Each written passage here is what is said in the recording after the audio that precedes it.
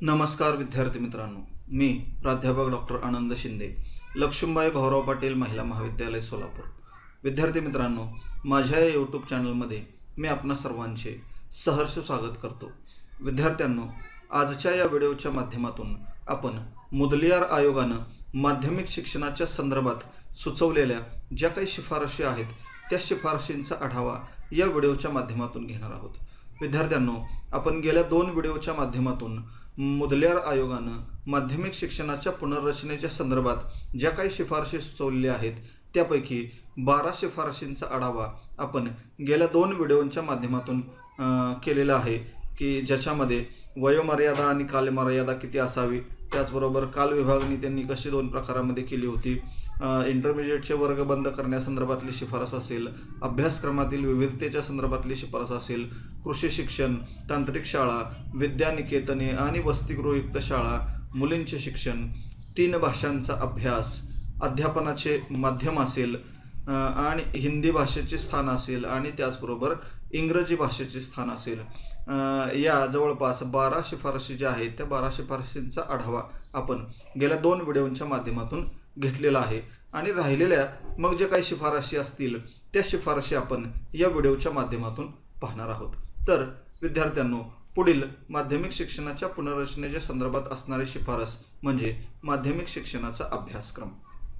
म्हणजे माध्यमिक शिक्षणाचा अभ्यासक्रम साधारणपणे कसा असला पाहिजे याविषयी देखील मुदलियार आयोगानं या ठिकाणी आपल्या अहवालामध्ये प्रकाश टाकलेला दिसून येईल की ज्याच्यामध्ये आपण बघितलं होतं की माध्यमिक शिक्षण आयोगानं किंवा मुदलियार आयोगानं जेव्हा तत्कालीन माध्यमिक शिक्षणाचा अभ्यास केला तेव्हा त्यांना असं दिसून आलं होतं की सध्याचं माध्यमिक शिक्षणाचा अभ्यासक्रम जो आहे तो अभ्यासक्रम एकांगी आहे आणि त्या एकांगी अभ्यासक्रमाच्या माध्यमातून विद्यार्थ्यांच्या आवडीनिवडी किंवा अभियोग्यता ध्येय पूर्ण होऊ शकत नाहीत आणि त्यासाठी माध्यमिक शिक्षणाचा अभ्यासक्रम जो आहे तो माध्यमिक शिक्षणाचा समग्र अभ्यासक्रम सुधारण्यासाठी मुदलियार आयोगानं खालील शिफारशी ज्या आहेत त्या शिफारशी केल्या किंवा अभ्यासक्रम जो आहे तो अभ्यासक्रम सुचवलेला आहे। आणि मग हा अभ्यासक्रम सुचवत असताना माध्यमिक शिक्षणाचा अभ्यासक्रम जो आहे तो 2 गटात विभागलेला आपल्याला दिसून येईल। तर हे 2 गट कुठले आहेत, तर पहिला गट आहे बघा मिडल क्लास किंवा मिडल स्कूल ज्याला आपण म्हटलं होतं, कनिष्ठ माध्यमिक स्तर, आणि दुसरा आहे हायस्कूल किंवा उच्च माध्यमिक स्तर म्हणजे माध्यमिक आणि उच्च माध्यमिक स्तर किंवा हायर सेकंडरी स्कूल। या प्रत्येक गटासाठी आयोगानं काय केलेलं आहे, वेगवेगळ्या प्रकारचा अभ्यासक्रम सुचवलेला आहे।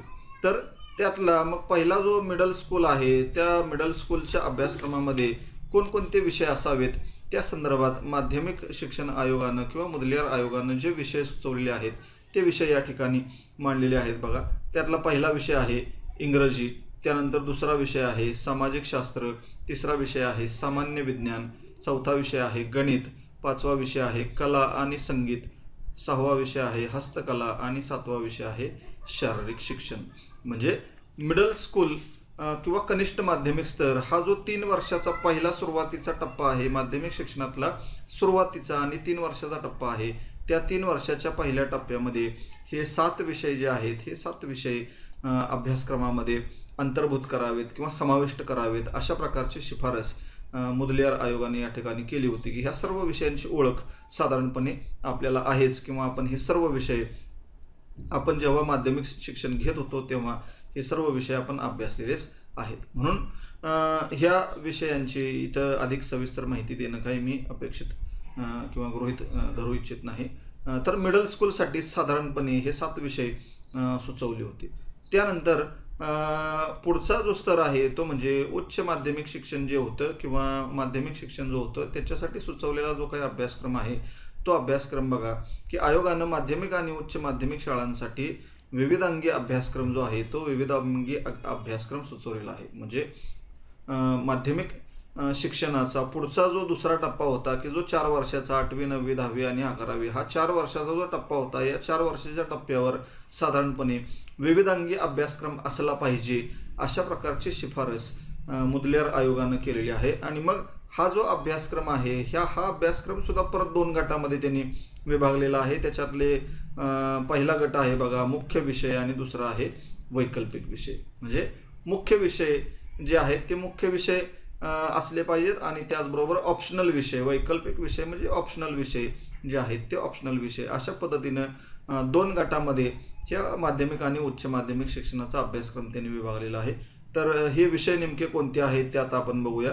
तर मुख्य विषय जे आहेत त्या मुख्य विषयांमध्ये कोणकोणत्या विषयांचा समावेश असला पाहिजे असं त्यांनी सांगितले. तर बघा, त्यातलं पहिलं आहे मातृभाषा किंवा प्रादेशिक भाषा. म्हणजे पहिली भाषा किंवा पहिला मुख्य विषय जो आहे तो कुठला असला पाहिजे, तर त्या विद्यार्थ्याची मातृभाषा असली पाहिजे किंवा प्रादेशिक भाषा असली पाहिजे. त्यानंतर दुसरा विषय कुठला असला पाहिजे, तर एक दुसरी भाषा म्हणून खालीलपैकी एक भाषा निवडावी असं त्यांनी सांगितलेलं आहे. म्हणजे 2 भाषा असल्या पाहिजेत, त्यातली पहिली मातृभाषा किंवा त्याची प्रादेशिक भाषा असावी आणि दुसरी जी भाषा आहे तिथं त्यांनी खाली 3-4 प्रकारचे किंवा 5 ते 6 प्रकारचे विषय दिलेले आहेत. त्यापैकी एक भाषा त्यांनी दुसरी भाषा म्हणून निवडावी. कुठली आहेत बघा, तर ज्यांची मातृभाषा हिंदी नाही त्यांनी हिंदी भाषा निवडावी. म्हणजे ज्यांची मातृभाषा हिंदी नसेल त्यांनी हिंदी निवडावी. म्हणजे मी मागच्या व्हिडिओमध्ये पण उदाहरण सांगितलं होतं की जसं महाराष्ट्रामध्ये आपली मातृभाषा मराठी आहे आणि म्हणून प्रादेशिक भाषा म्हणून आपण दुसरी जी भाषा निवडतो ती हिंदी भाषा निवडतो, म्हणून हिंदी भाषा निवडावी. त्यानंतर सामान्य इंग्रजी आणि प्रगत इंग्रजी, म्हणजे असे 2 प्रकार पाडलेले आहेत बघा, की सामान्य इंग्रजी आणि प्रगत इंग्रजी. म्हणजे उच्च माध्यमिक स्तरावर किंवा पुढच्या 4 वर्षाच्या टप्प्यावर इंग्रजी हा विषय घेत असताना त्याचे 2 प्रकार पाडले होते, सामान्य इंग्रजी आणि प्रगत इंग्रजी. म्हणजे ज्या विद्यार्थ्यांनी पहिल्या मिडल स्कूलवर किंवा कनिष्ठ माध्यमिक स्तरावर इंग्रजी हा विषय अभ्यासलेला नाही त्यांच्यासाठी हा सामान्य स्तर होता. ज्यांनी पहिल्या टप्प्यावर इंग्रजी विषय अभ्यासला नाही त्यांनी हा सामान्य स्तर निवडावा आणि ज्यांनी मिडल स्कूलमध्ये इंग्रजी हा विषय निवडलेला होता त्यांच्यासाठी हा प्रगत इंग्रजी विषय असावा, अशा पद्धतीची शिफारस केली होती.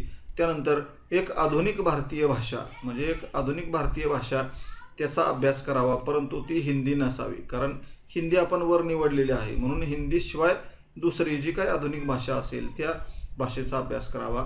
एक आधुनिक परकीय भाषा, म्हणजे भारताच्या बाहेरची सुद्धा परकीय भाषा असली पाहिजे, परंतु ती इंग्रजी नसावी. कारण इंग्रजीचा समावेश ऑलरेडी आपण अभ्यासक्रमामध्ये केलेला आहे. म्हणजे इंग्रजी भाषा नसावी, त्याच्या व्यतिरिक्त ती परकीय भाषा असली पाहिजे. आणि प्राचीन भाषा, प्राचीन भारतीय भाषा म्हणजे संस्कृत असेल, अरबी असेल, फारसी असेल, उर्दू असेल, यासारख्या ज्या भाषा आहेत, पाली असेल, प्राकृत असेल, ह्या प्राचीन भाषा ज्या आहेत त्यापैकी एखादी भाषा विद्यार्थ्यांना निवडावी. आणि त्यानंतर पुढील एक गट दिला आहे बघा मुख्य विषय म्हणून, की सामाजिक शास्त्रे. म्हणजे सामाजिक शास्त्रे असतील किंवा सामान्य विज्ञान असेल आणि गणित असेल, हे विषयसुद्धा उच्च माध्यमिक स्तरावर शिकवले जावेत. आणि त्याचबरोबर खालील दिलेल्या यादीतील एक हस्तोद्योगसुद्धा त्या ठिकाणी निवडला पाहिजे. म्हणजे विविधांगी अभ्यासक्रम सुचवत असताना वेगवेगळ्या उद्योगांचं शिक्षण जेव्हा त्यांना दिलं जात होतं तेव्हा एक हस्तोद्योग त्यांनी निवडला पाहिजे, अशा प्रकारची शिफारस होती. आणि मग वेगवेगळ्या प्रकारचे 10 हस्तोद्योग या ठिकाणी दिलेले आहेत, त्यापैकी एकाची निवड विद्यार्थ्यांना करावी, अशा पद्धतीनं त्यांनी सुचवलेलं आहे.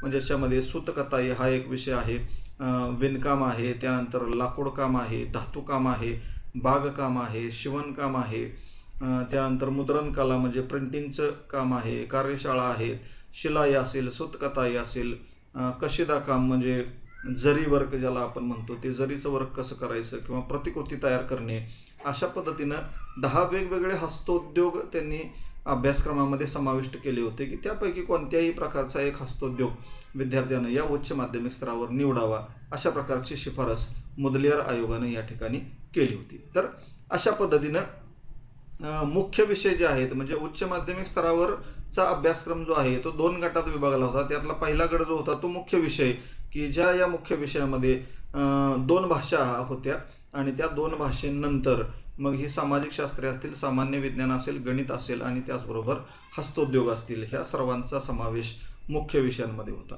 आणि त्यानंतर दुसरा गट जो होता तो म्हणजे वैकल्पिक विषय किंवा ऑप्शनल विषय जे आहेत, हे ऑप्शनल विषय सुद्धा नेमके कोणकोणते असावेत त्या संदर्भात देखील आयोगानं शिफारस केली होती, की वैकल्पिक विषय सुचवत असताना हे वैकल्पिक विषय सुद्धा आयोगानं काय केले होते, 7 गटांमध्ये विभागले होते. म्हणजे त्याचे गट केले होते आणि त्या प्रत्येक गटामध्ये 3 विषय होते. म्हणजे प्रत्येक गटातले 3 विषय विद्यार्थ्यांना निवडावेत. म्हणजे अनेक पर्याय त्याला दिले होते आणि त्या पर्यायापैकी 3 विषय त्या विद्यार्थ्यांना निवडले पाहिजेत अशा पद्धतीची शिफारस केली. म्हणजे ऑप्शनल विषय त्याचे 7 गट तयार केले. प्रत्येक गटामध्ये 5-6 पर्याय त्याला दिले आणि त्यापैकी 3 विषय त्या विद्यार्थ्यांना निवडले पाहिजेत अशा पद्धतीचे शिफारस मुदलियार आयोगानं केलेली दिसेल. आणि मग हे गट कोणकोणते होते तर पहिला आहे बघा मानव्यशास्त्रे ह्युमॅनिटीज ज्याला आपण म्हणतो. तर हा ह्युमॅनिटीजचा जो विषय आहे मानवशास्त्रे की ज्याच्यामध्ये मग प्राचीन भाषा आहे, इतिहास आहे, भूगोल आहे, अर्थशास्त्र आहे, नागरिकशास्त्र आहे यासारख्या विषयांचा समावेश आहे. त्याच्यातले 3 विषय विद्यार्थ्यांना निवडले पाहिजेत. विज्ञान म्हणजे मूलभूत विज्ञान सायन्स जो आहे की ज्याच्यामध्ये मग भौतिकशास्त्र, रसायनशास्त्र, जीवशास्त्र, भूगोल, गणित, शरीरशास्त्र, आरोग्यशास्त्र ह्यासारखे विषय आहेत की त्याच्यातले 3 विषय विद्यार्थ्यांना निवडले पाहिजे. तंत्रविज्ञानाचा एक 3रा गट या ठिकाणी केलेला आहे की ज्याच्यामध्ये उपयोजित गणित, उपयोजित विज्ञान, यांत्रिकी किंवा अभियांत्रिकी, विद्युत अभियांत्रिकी यासारखे विषय दिलेत. त्याच्यातला एखादा विषय विद्यार्थ्यांना निवडला पाहिजे. वाणिज्य किंवा कॉमर्स आहे की ज्याच्यामध्ये लेखापालन, वाणिज्य, भूगोल, अर्थशास्त्र, नागरिकशास्त्र, लघुलेखन, टंकलेखन यासारखे विषय सुचवले आहेत की ज्याच्यामधले परत 3 विषय निवडले पाहिजेत. कृषी संदर्भातले एक गट केलेला आहे की ज्याच्यामध्ये मग सामान्य कृषी, पशुविज्ञान, फलोद्यानशास्त्र, त्याचबरोबर बागकाम, कृषी रसायन, वनस्पतीशास्त्र अशा प्रकारचे वेगवेगळे विषय सुचवलेत. त्यानंतर ललित कला हा एक गट वैकल्पिक विषयांचा केलेला आहे की ज्याच्यामध्ये कला असतील, चित्रकला असेल, आरेखन असेल, रंगकला असेल, प्रतिकृती निर्मिती असेल, संगीत असेल, नृत्यकला असेल यासारख्या वेगवेगळ्या विषयांचा समावेश या ललित कलेच्या गटामध्ये केलेला आहे. आणि शेवटचा गट आहे तो म्हणजे गृहविज्ञान की ज्याच्यामध्ये गृह अर्थशास्त्र, आहारशास्त्र, पाककला, मातृव्यवसाय, बालसंगोपन आणि गृहव्यवसाय यासारख्या विषयांचा समावेश या गृहविज्ञान गटामध्ये केलेला आहे. म्हणजे वेगवेगळ्या प्रकारचे वैकल्पिक विषय त्यांनी 7 गटामध्ये विभागले होते आणि या प्रत्येक गटामधले 3 विषय विद्यार्थ्यांनी निवडावेत अशा प्रकारची शिफारस या ठिकाणी मुदलियार आयोगानं केली होती. तर अशा पद्धतीनं माध्यमिक शिक्षणाचा अभ्यासक्रम कसा असला पाहिजे तर तो अभ्यासक्रम त्यांनी 2 गटामध्ये विभागला होता की कनिष्ठ माध्यमिक स्तराचा अभ्यासक्रम वेगळा, उच्च माध्यमिक स्तराचा अभ्यासक्रम वेगळा. परत उच्च माध्यमिक स्तरामध्ये 2 गट पाडले होते, एक म्हणजे मुख्य विषय आणि दुसरा म्हणजे ऑप्शनल विषय किंवा वैकल्पिक विषय. तर हे सर्व विषय नेमके कोणकोणते होते याचा आढावा आपण या ठिकाणी घेतलेला आहे. त्यानंतर पुढील शिफारस आहे ती म्हणजे पाठ्यपुस्तकांच्या निवडी संदर्भात. म्हणजे पाठ्यपुस्तकांची निवड कशी केली पाहिजे किंवा पाठ्यपुस्तक कशा प्रकारे तयार केली पाहिजे ह्या संदर्भात सुद्धा मुदलियार आयोगानं काही शिफारसी केलेल्या आहेत. बघा की आयोगानं असं म्हटलं होतं की माध्यमिक स्तरावर असणारी सध्याची जी पुष्कळ पुस्तके आहेत ती निरुपयोगी आहेत. म्हणजे त्याचा काहीसुद्धा उपयोग विद्यार्थ्यांना होत नाही आणि त्यामुळं ती बदलण्याची शिफारस जी आहे ती शिफारस आयोगानं केली होती. म्हणजे सध्याची पाठ्यपुस्तकं आहेत ही उपयोगाची नाहीत आणि म्हणून ती बदलली पाहिजेत. मात्र ती बदल करत असताना त्या संदर्भात मग काय केलं पाहिजे त्या शिफारशी या ठिकाणी आयोगाने केलेल्या आहेत. बघा की पाठ्यपुस्तकाची निवड करत असताना किंवा पाठ्यपुस्तक निवडत असताना काय काळजी घेतली पाहिजे तर विविध स्तरावरील अभ्यासक्रमाची पाठ्यपुस्तके निवडण्यासाठी एक उच्चाधिकार समिती स्थापन करावी. म्हणजे एक समिती स्थापन करावी आणि त्या समितीच्या माध्यमातून पाठ्यपुस्तकांची निवड केली जावी की ज्याच्यामध्ये काही न्यायाधीशसुद्धा असतील, लोकसेवा आयोगाचे सदस्य असतील, विद्यापीठातले कुलगुरू असतील किंवा राज्यातल्या शाळांचे मुख्याध्यापक असतील किंवा 2 शिक्षणतज्ज्ञ असतील, अशा वेगवेगळ्या लोकांचा समावेश या उच्चाधिकार समितीमध्ये करावा आणि ती समिती स्थापन करून त्याच्यामार्फत पाठ्यपुस्तकांची निवड केली जावी. दुसरी शिफारस आहे बघा की या समितीने पाठ्यपुस्तकांचे निकष निर्धारित करावेत. म्हणजे पाठ्यपुस्तक निवड करत असताना ते पाठ्यपुस्तक निवडत असताना कोणकोणत्या प्रकारचे निकष त्याला लावले पाहिजे ते निकष पूर्ण करत असतील तरच त्या पाठ्यपुस्तकाची निवड करावी, अन्यथा ती करू नये. अशा पद्धतीने ही एक शिफारस आहे. पाठ्यपुस्तकांच्या विक्रीतून उपलब्ध होणारा जो निधी आहे तो पुस्तकांना बक्षिसे देण्यासाठी किंवा विद्यार्थ्यांना शिष्यवृत्त्या देण्यासाठी वापरावा. म्हणजे पाठ्यपुस्तक निवडल्यानंतर त्या पाठ्यपुस्तकाची जी काही विक्री केली जाईल त्या विक्रीमधून जो काही पैसा मिळेल त्या पैशाचा उपयोग कशासाठी करावा तर पुस्तकांना बक्षिसं देण्यासाठी, म्हणजे ज्यांनी पुस्तकं लिहिली आहेत त्यांना बक्षिसं देण्यासाठी किंवा विद्यार्थ्यांना शिष्यवृत्त्या देण्यासाठी त्याचा वापर केला जावा अशा पद्धतीची शिफारस केली आहे. त्यानंतर कोणत्याही विषयाच्या अभ्यासासाठी केवळ एकच पुस्तक अधिकृत धरू नये. म्हणजे एका विषयासाठी कदाचित अनेक पुस्तकं सुद्धा लागू शकतील. म्हणजे जसं सामान्य विज्ञान आहे, आता सामान्य विज्ञान म्हटल्यानंतर त्याच्यामध्ये भौतिकशास्त्र आलं, रसायनशास्त्र आलं किंवा जीवशास्त्र आलं. मग एकच पुस्तक गृहीत धरून चालणार नाही, कदाचित वेगवेगळे 3 पुस्तकं आपल्याला लागतील. किंवा सामाजिक शास्त्रे म्हटल्यानंतर इतिहास आहे, भूगोल आहे, नागरिकशास्त्र आहे, अर्थशास्त्र आहे. मग कदाचित 4 पुस्तकं पण वेगवेगळी त्यासाठी लागू शकतात. म्हणून कोणत्याही विषयाच्या अभ्यासासाठी केवळ एकच पुस्तक निर्धारित करू नये, अशा पद्धतीची एक शिफारस केलेली आहे. त्यानंतर भाषांच्या बाबतीमध्ये प्रत्येक वर्गासाठी योग्य दर्जा असलेली विशिष्ट अशी पाठ्यपुस्तके असावीत. म्हणजे भाषेचा जेव्हा आपण विचार करतो तेव्हा प्रत्येक भाषेसाठी विशिष्ट अशा प्रकारचं पुस्तक जे आहे ते पुस्तक मात्र निर्धारित करणं गरजेचं आहे. पुस्तकातील विधानं असतील किंवा परिच्छेद असतील ही कोणत्याही समाजाच्या, कोणत्याही धर्माच्या किंवा कोणत्याही व्यक्तीच्या भावना दुखावणाऱ्या असू नयेत. कारण अनेक वेळा पाठ्यपुस्तकामध्ये लिहिला गेलेला मजकूर जो आहे किंवा विधानं असतील, परिच्छेद असतील, त्याच्यामधून कदाचित काही धर्माच्या किंवा काही सामाजिक लोकांच्या, व्यक्तींच्या भावना दुखावल्या गेल्या तर त्या पाठ्यपुस्तकाच्या विरोधामध्ये अनेक वेळा निदर्शनं होतात आणि ते पुस्तक बंद करण्याची वेळ मग पाठ्यपुस्तक मंडळावर येते. म्हणून अशा पद्धतीनं कुठल्याही प्रकारची घटना घडू नये यासाठी अशा पद्धतीचा मजकूर पाठ्यपुस्तकामध्ये छापू नये, अशा पद्धतीची एक शिफारस केलेली आहे. आणि अभ्यासक्रमासाठी नियुक्त केलेल्या पुस्तकांमध्ये वारंवार बदल करू नयेत. म्हणजे जी पुस्तकं आपण अभ्यासक्रमासाठी निवडलेली आहेत त्या पुस्तकांमध्ये सारखा बदल करणं सुद्धा त्या ठिकाणी चांगलं नाही, अशा पद्धतीची एक शिफारस आयोगानं केलेली आहे. म्हणजे अशा पद्धतीनं पाठ्यपुस्तकांची निवड करत असताना वेगवेगळ्या पद्धतीचे निकष किंवा शिफारशी, सूचना ज्या आहेत त्या सूचना आयोगानं या ठिकाणी सुचवलेल्या आहेत.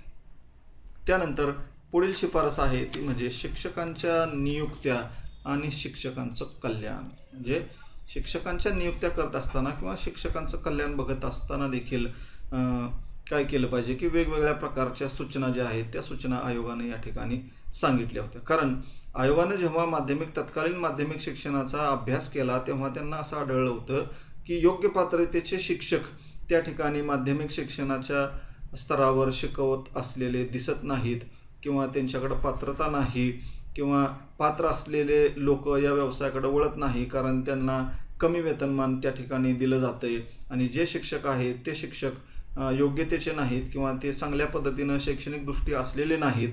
असे वेगवेगळ्या उणिवा ज्या आहेत त्या उणिवा माध्यमिक शिक्षण आयोगाला आढळल्या होत्या आणि म्हणून त्यांचं म्हणणं असं होतं की पात्र आणि सुसज्ज शिक्षकांशिवाय कोणत्याही प्रकारची शिक्षण योजना यशस्वी होऊ शकत नाही. म्हणजे जर चांगले शिक्षक नसतील तर ती शिक्षण योजनाच यशस्वी होणार नाही, अपयशी ठरेल.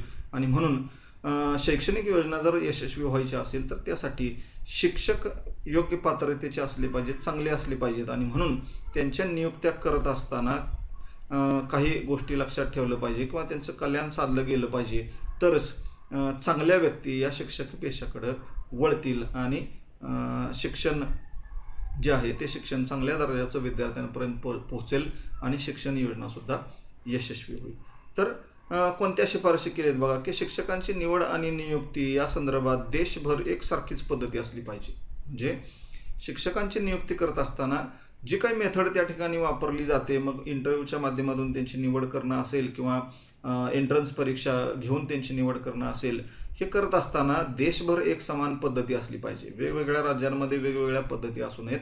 संपूर्ण देशभर एकच पॅटर्न असावा की ज्या माध्यमातून शिक्षकांची निवड केली जाईल, त्यामुळं त्याच्यामध्ये पारदर्शकता येऊ शकेल.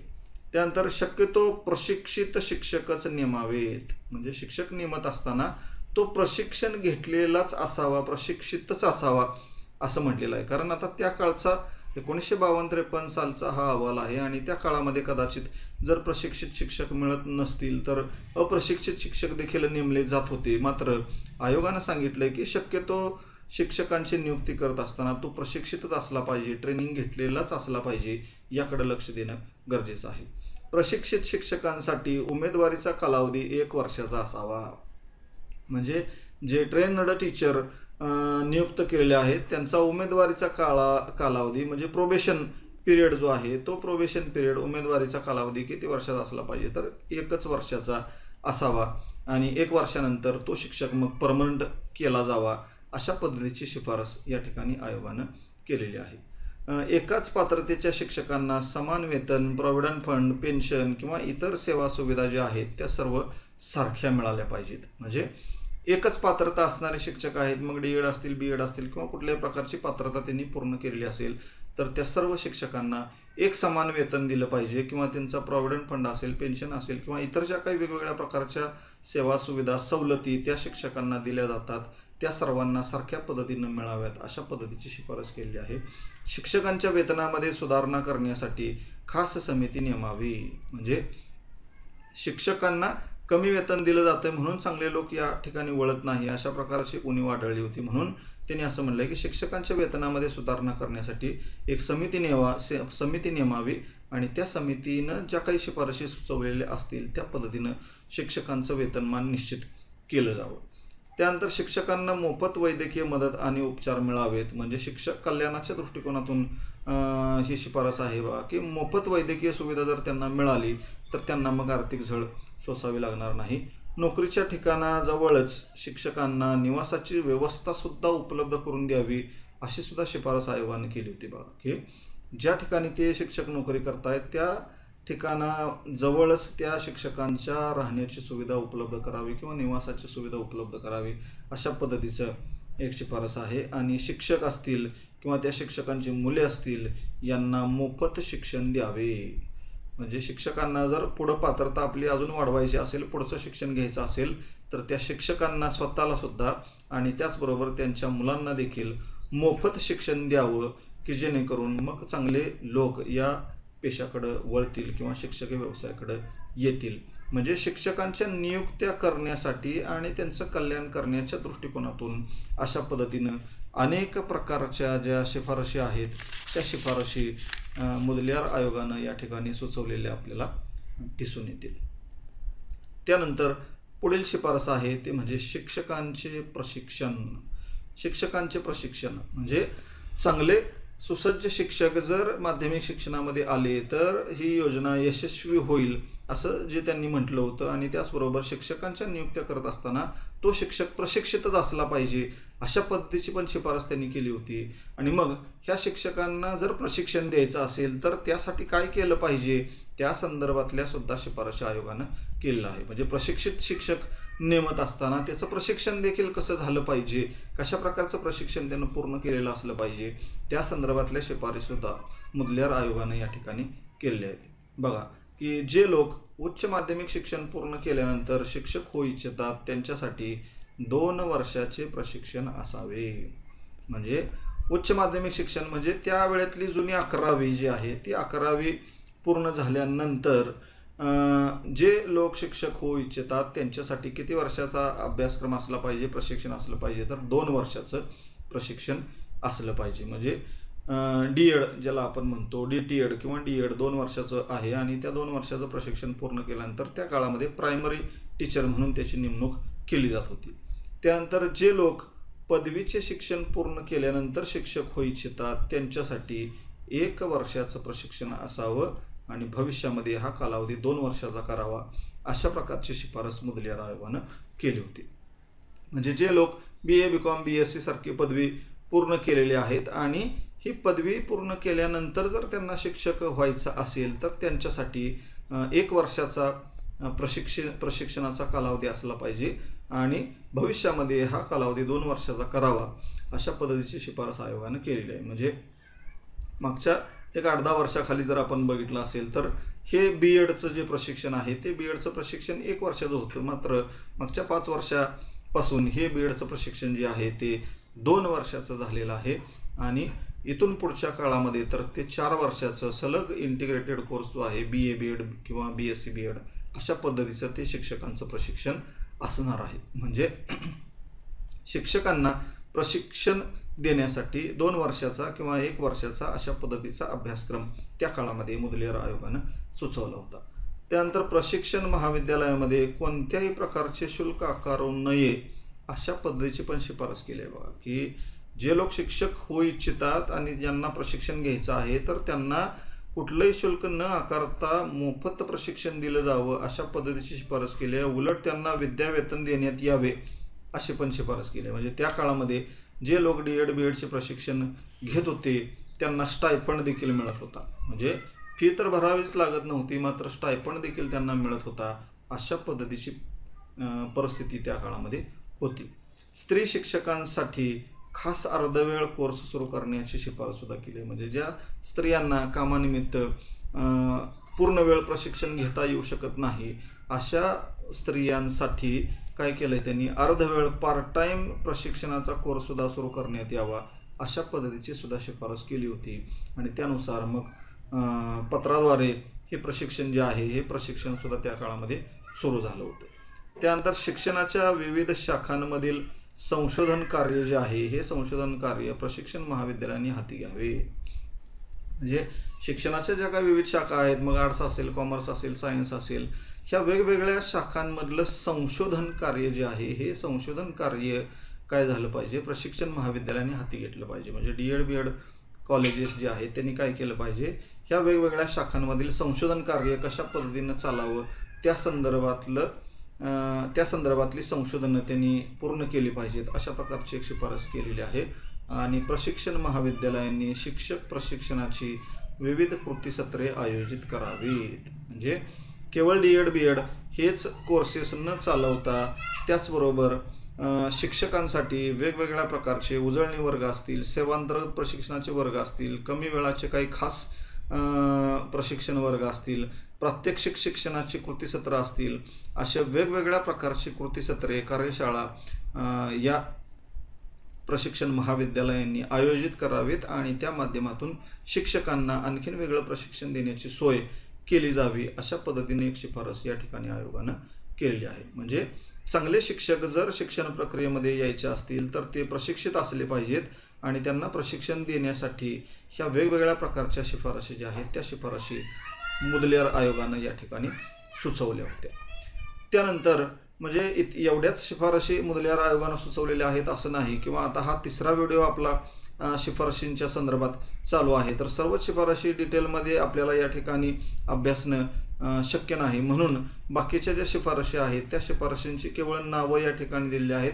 वेगवेगळ्या प्रकारची संदर्भ पुस्तकं बघून आपण या शिफारशीसुद्धा त्यामधून अभ्यासू शकता. तर आत्तापर्यंत आपण ज्या काही जवळपास 15-16 शिफारशी बघितल्या किंवा त्या 16-17 शिफारशींशिवाय अध्यापन पद्धतीच्या संदर्भात सुद्धा त्यांनी काही शिफारशी सुचवल्या होत्या की आपण बघितलं की अध्यापन पद्धती ह्या अशास्त्रीय आहेत अशा पद्धतीची उणीव त्या काळामध्ये त्यांना आढळली होती आणि म्हणून ती अध्यापन पद्धती शास्त्रीय करण्यासाठी सुद्धा वेगवेगळ्या शिफारशी सुचवल्या होत्या.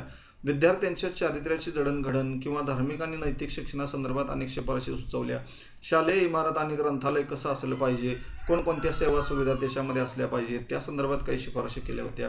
माध्यमिक शाळांमधील मार्गदर्शन आणि समुपदेशन म्हणजे विद्यार्थ्यांना पुढील करिअरच्या दृष्टिकोनातून नेमकं काय मार्गदर्शन समुपदेशन करणं गरजेचं आहे त्या संदर्भात काही शिफारशी केल्या होत्या.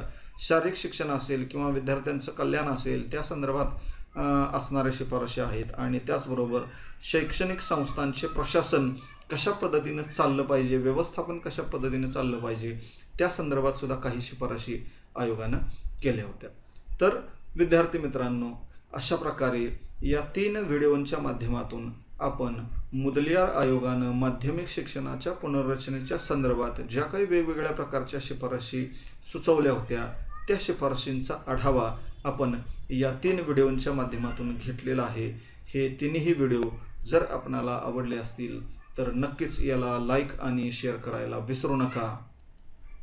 धन्यवाद.